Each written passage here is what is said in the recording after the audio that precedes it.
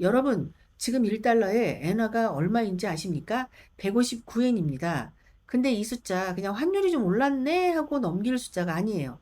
일본은행이 계산한 엔화의 진짜 가치, 그러니까 물가랑 인플레 다 반영한 거예요.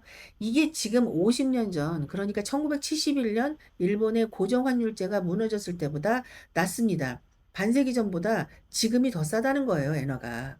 근데 진짜 미스터리는 이제부터예요. 경제학 상식대로라면 자국 화폐가 이렇게 싸지면 수출이 미친 듯이 늘어야 되잖아요. 물건값이 반값이 되는 거니까. 근데 일본 최근 11년 중에 8년을 무역 적자로 마감했습니다. 화폐 가치는 역사상 최저인데 정작 무역 수지는 계속 마이너스인 이 상황. 그리고 오늘 우리가 파헤칠 진짜 질문은 이거예요. 엔저가 정말 일본을 위한 걸까요? 아니면 누군가 다른 사람을 위한 걸까요?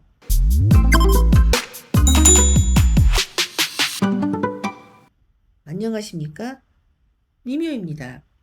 일단 일본 정부가 그리고 다카이치 사나이 총리가 지금까지 밀어붙이고 있는 논리부터 짚고 갈게요.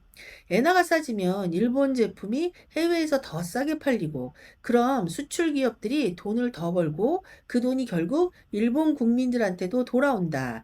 이게 죽은 아베 신조 정권 때부터 일본은행이랑 일본 정부가 계속 밀어붙이던 시나리오입니다. 다카이치 총리의 핵심 경제참모 크레디 아그리콜의 아이타 다쿠지 수석 이코노미스트도 지금 이 논리를 밀어붙이고 있습니다. 숫자로 보면 이해가 가긴 해요.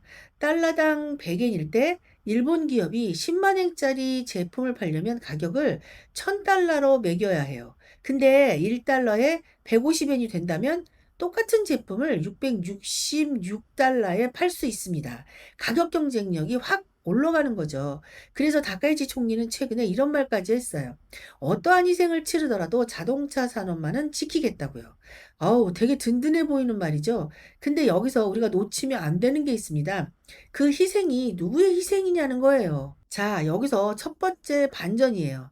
방금 그 엔저 이퀄 수출 늘고 다 같이 잘 살아 보세는 논리. 숫자 계산 자체는 틀린 게 없어요. 근데 딱 하나 빠진 조건이 있습니다. 수출 기업이 실제 가격을 낮춰야 한다는 전제예요.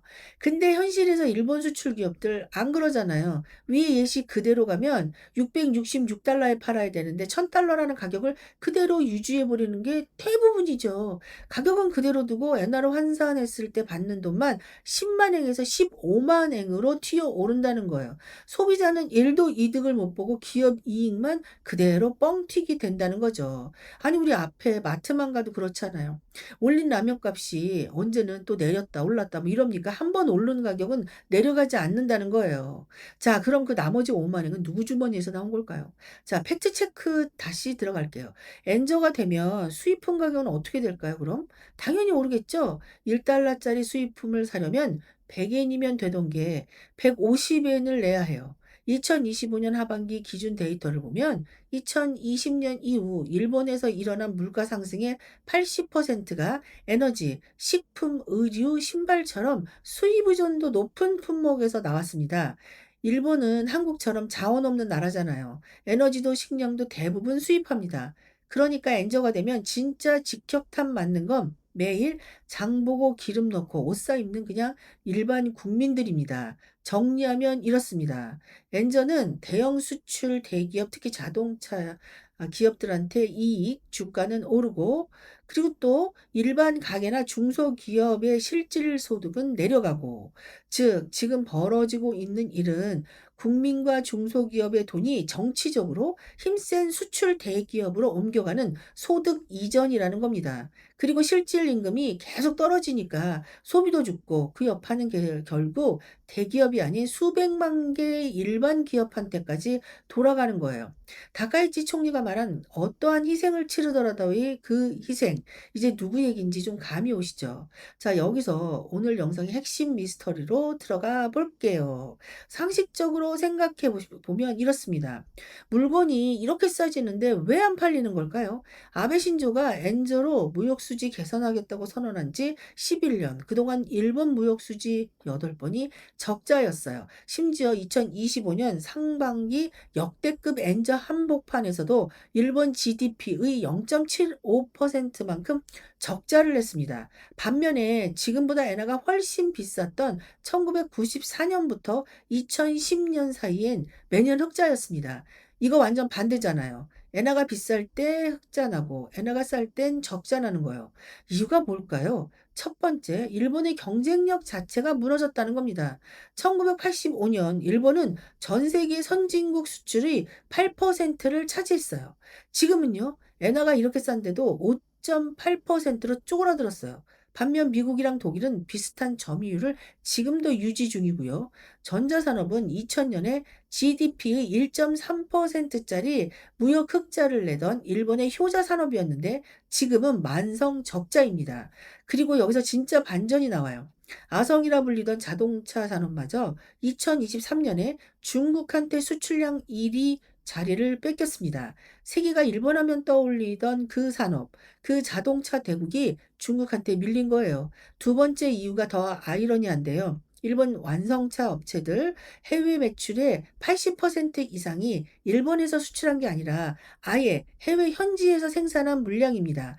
그러니까 엔저가 아무리 심해져도 정작 일본에서 만들어서 수출하는 물량 자체가 이미 줄어든 상태라 엔저 효과가 예전만큼 안 먹힌다는 거죠.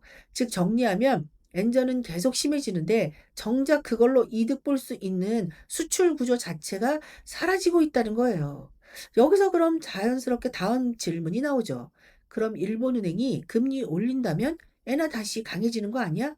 지난 4년간 엔화 움직임을 가장 잘 설명하는 변수, 바로 미국이랑 일본의 10년물 국채 금리 차이예요.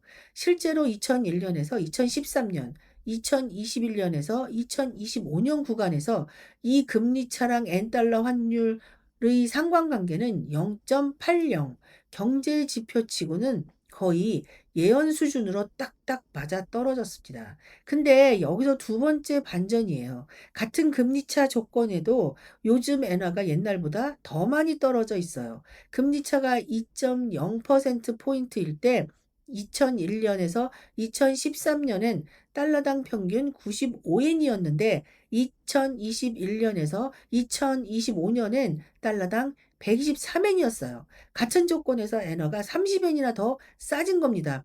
이게 뭘 의미하냐면요. 금리만 올린다고 예전 엔화로 못 돌아간다는 거예요. 그 30엔의 차이는 금리로 설명이 안 되는 일본 기업의 진짜 실력이 빠져나간 자리거든요. 그래서 지금 일본 재무성이 시장에 개입해서 엔화 방어하겠다고 나서는 것도 사실 언발의 오줌 누기입니다. 시장 개입이라는 건 환율이 경제 펀더멘털이랑 따로 놀 때만 효과가 있는 건데 지금 엔저는 일본 기업의 실제 체력을 정직하게 반영하고 있는 거라서 아무리 막아도 못 막습니다. 정리해 볼게요. 다카이치 총리는 어떠한 희생을 치르더라도 자동차 산업을 지키겠다고 했어요.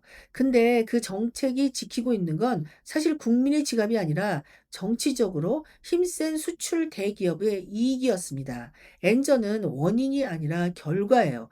일본 기업의 경쟁력이 반세기에 걸쳐 서서히 무너져 내려온 결과 지금 우리가 보는 이 역대급 엔저인 거죠. 그리고 그 청구서는 지금 매일 장을 보고 기름을 넣고 있는 평범한 일본 국민들한테 날아가고 있습니다. 일본이 다시 예전 같은 경쟁력을 되찾기 전까지 이 엔저는 끝나지 않을 겁니다. 금리를 올려도 시장에 개입을 해도 근본은 안 바뀌어요. 좀 더 적나라하게 말하면 엔저는 그냥 국뽕입니다. 일본 정부가 일본 국민들한테 계속 가스라이팅하고 있던 거라 이제는 그냥 틀리던 말던 일본이 믿고 싶어 하는 이야기 그 이상도 이하도 아닌 이야기입니다. 여러분은 어떻게 생각하세요? 엔저 정말 일본이 국가 경제를 위한 선택이었을까요? 아니면 몇몇을 위한 선택이었을까요? 시청해 주셔서 감사합니다.